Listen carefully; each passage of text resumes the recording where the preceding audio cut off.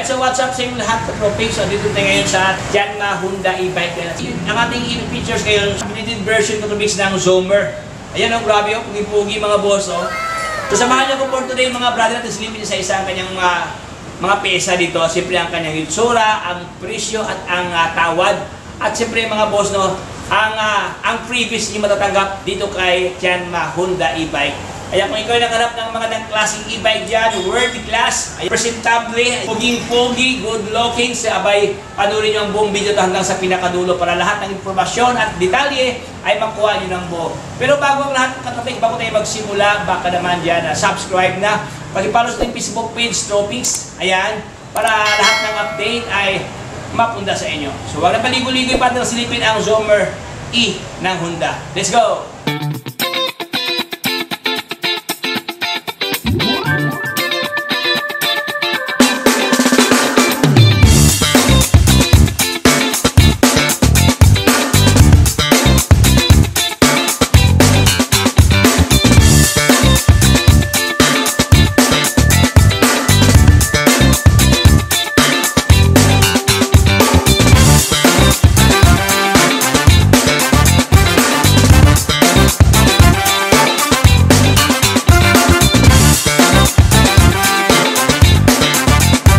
Ayan, solid start mga boss. At pong pasalan ngayon si Zomer A. Ayan, andun sa unahan mga boss. Si Zomer on. Nag-intay sa atin, no? So, yun na mga boss. Bago tayo magsimula, no? Ito pala ang landmark, no? Ito po yung 999 Mall ng Divisoria. Walking distance lang talaga Tropics ng Divisoria dyan. Ayan yung may mall dyan, no? Yung unahan dyan, may Tutuban Mall. Dito na po nakapwisto po si Honda e-bike. Ayan, so atin pong pasalan mga boss si Zomer A. Ayan. Ayan mga katropics, so ito na po si Zomer A, no? Ating pinailawan dito para makita nyo ang kanyang kabuwang itsura dito mga brother. Ayan, pansinin ko dito katropics, ito yung bagong accessories ngayon dito kay Zomer A, itong mismong cap ng kanyang headlight, no? Ayan, no? Dalawang kanyang headlight ito katropics. Actually na ang Honda kasi iba-iba namang disenyo mga bros, pero itong nagustuhan ko dahil dalawa ang kanyang headlight, naka-LED na. Ayan mga boss, naka-projector type ang kanyang ilaw dito, no? Ito ang kanyang bulb. Tapos dyan sa gilid dyan, may mga ilaw dyan na pumapaligid sa kanyang headlight. Ayan, no? So, ganda ang kanyang cap dito, Katopex. So, blend lang sa kanyang kulay na black, no? Actually, mga boss, kung bibili kayo dito na iba pang model nila na kulay, mayroon bang ibang kulay din dito. So, ito kasi since black siya, ang kanyang frame, black din ang kanyang cap dito sa kanyang headlight. Ayan. So ito yung mga na-upgrade, no? Siyempre mga boss dito sa kanyang box, dito sa kanyang center part. Yung original kasi na version dito, wala ang ganito. Plain lang siya. So ito na ngayon na nilagay dito. Hindi to siya mga boss, hindi siya fairings, no? Lookalike fairings ang tasaka dito. Pero pag buksan to dito mga boss, buksan mo siya dito. Mayroon pa lang siyang, ayan, no? O may susian dyan.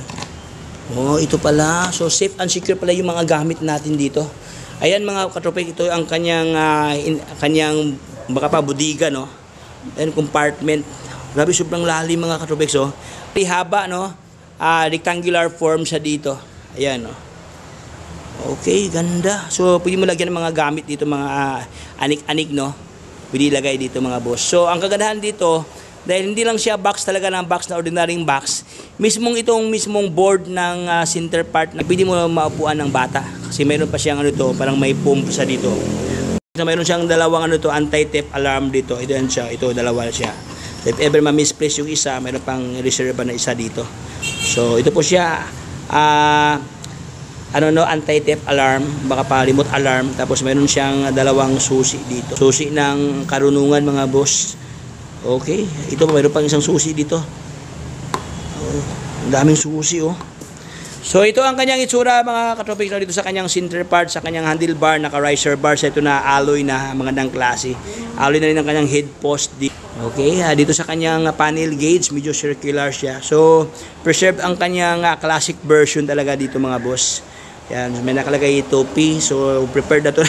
Naka-park siya dito. So the moment na i-move mo yung throttle dito, katropik, pag i-move yung throttle, automatic na gagana kaagad. Then naka-prepared na siya, naka-pin na siya dito. So makita mo ito ang kanyang kilometer per hour, ang kanyang top speed.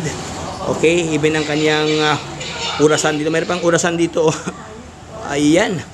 So, yun, ito ang kanyang itsura mga katropics, no? By the way, naka-ano siya dito, disc brake, harap at likod, dalawa ang kanyang brake master dito mga brother, left and right. Ayan. So, naka-disc brake na siya dito, ating silipin ang kanyang braking system. Ito ang kanyang rotor, no? Ayan, ito ang kanyang caliper brake, hydraulic brake. Ganon din sa kanyang rear side. Isa sa bagong accessories na nilagay dito ni Tianma, itong kanyang stand mga boss. Okay, ayan o, naka-center stand na siya dito. Okay, yung stock kasi dito mga katropics, ano siya, naka-side stand lang. So medyo delikado, no? Ay baka matumba. While ito, wala nang siyang chance na matumba pa dahil naka-center stand mga boss. Ayan o. Tapos, ito yung mga nilagay mga katropics, mayroon siyang footboard dito. Okay, footboard sa driver. At the same time, pwede rin footboard sa angkas dito. Ayan o. Ito po yung tinatawag na curse control. Ano sir? Yan, naka-25 po yan. Kasi pinutik ko yung curse control. Kahit hindi ako naka-throttle. Pwede ito pala. Naka-indicate po din yung curse control. Tatakbo na siya. Ayan. Wow. So, mayroon palang control dito katropics, no? So, once nga ipipindutin mo ito katropics dito, automatic na, hindi ka na hindi ka na mag-shift, no? At hindi ka na mag-shift dito. Kahit hindi na magta-throttle. Maintain na po yung... Maintain na yung speed niya. Kung anong gusto mong ilagay na speed dito. Halimbawa, naka-ano siya. So, hindi ka na magta-throttle. All you have to do is, dito ka na mag-maneuver sa balancing mga brother. Ayan, so hindi ka na mahirapan pa, no? So, maganda to mga katropics sa lahat ng mga ginang dyan, yung mga babae, yung mga estudyante na takot sa, pwede mo siya i-adjust dito. I-fix mo lang yung speed niya. Ayan. Then, timon-timon ka lang dito mga brother. Ayan, panalo. So ito ang kanyang upuan ng katropics, no? Medyo bended sa dito. Medyo may pagkaano siya, medyo malapad ang kanyang saddle dito. Mayroon siyang sakayan, mayroon siyang grab bar dito.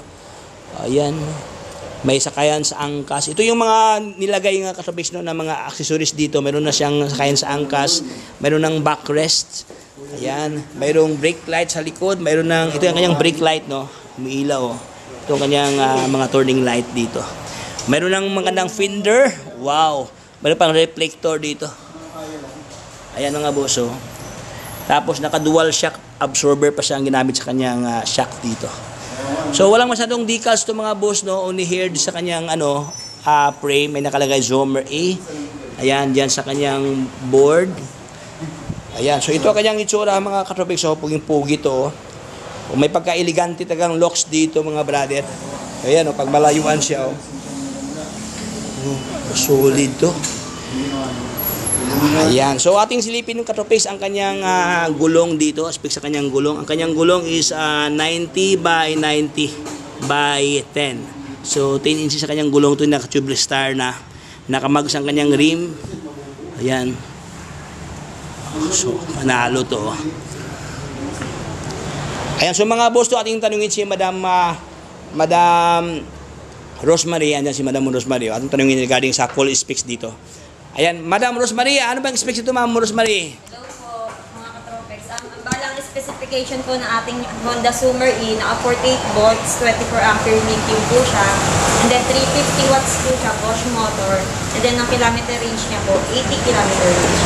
80 kilometer range.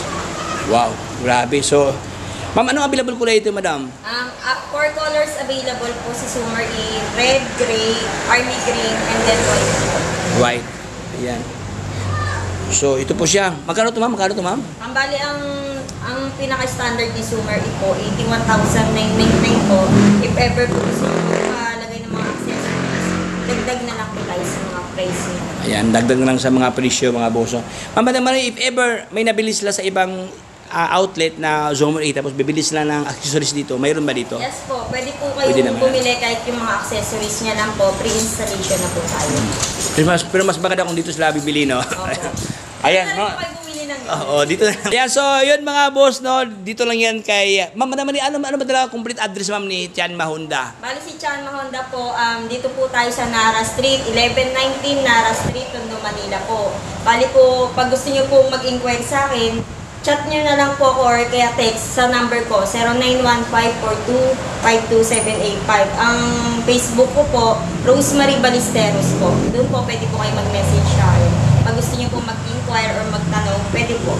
Ayan, no? So maraming salamat, Madam Marie, sa magandang informasyon na yung binigay sa amin dito. Thank you so much. God bless. Ano kung i-add on mga katropics na hindi natin nabanggit kanina?